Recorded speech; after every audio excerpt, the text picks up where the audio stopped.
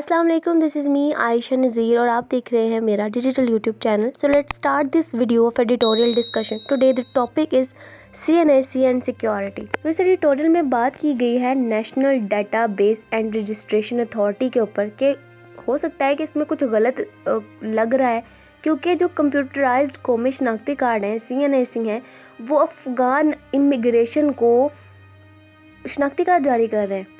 हाल ही में ये जो पब्लिशर है जिसकी तरफ से ये लिखा गया है, वो कहते हैं कि हाल ही में मैं अपने शनाख्ती कार्ड की तजदीद करवाने के लिए, उसको कुछ चेक करवाने के लिए कोयटा में एक नादरा रजिस्ट्रेशन सेंटर गया और ये जानकर हैरान रह गया कि एक अफ़गान महाजिर को मेरी दूसरी माँ के तौर पर रजिस्टर किया गया है।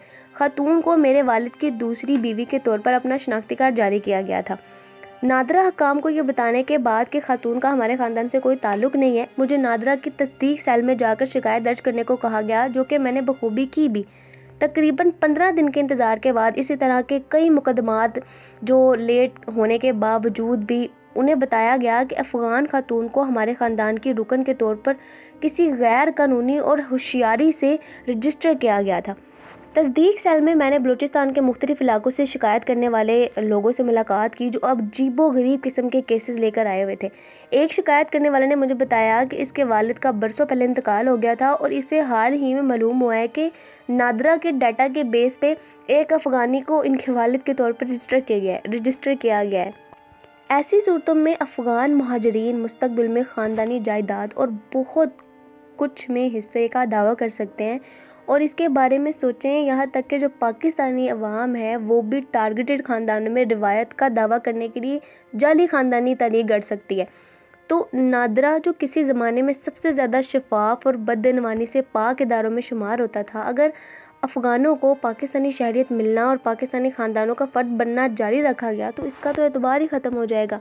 अगर जो इमिग्रेशन है उनको इतनी आसानी से पाकिस्तानी शहरियत मिल सकती है, तो ये बात काबिल गौर है कि क्या पाकिस्तान जो भारतीय एजेंसियां हैं वो ऐसे मौक़ों से फ़ायदा नहीं उठाएंगी। जिन अफ़गानों को पाकिस्तानी शहरियत दी जा रही है वो मेज़बान मुल्क में कई जराइम में मुलव्वस होने के बारे में जाने जाते हैं और यकीनन उन्होंने गुज़िश्ता बरसों में अमन व अमान की बिगड़ती हुई सूरत हाल में अपना बहुत बड़ा किरदार अदा किया है। ये जो गैर कानूनी अफ़गानों की मौजूदगी ने हमारे मुल्क में बेरोज़गारी और इसके अलावा सरहद पार स्मगलिंग में बहुत ज़्यादा हिस्सा डाला है और कौमी मईशत पर बहुत ज़्यादा मनफी असरार डाले हैं। और अगर ये कहा जाए कि इन्होंने तो बैनुल-अक़वामी सतह पर भी पाकिस्तान की इमेज को बहुत ज़्यादा ख़राब किया है, तो गलत नहीं होगा।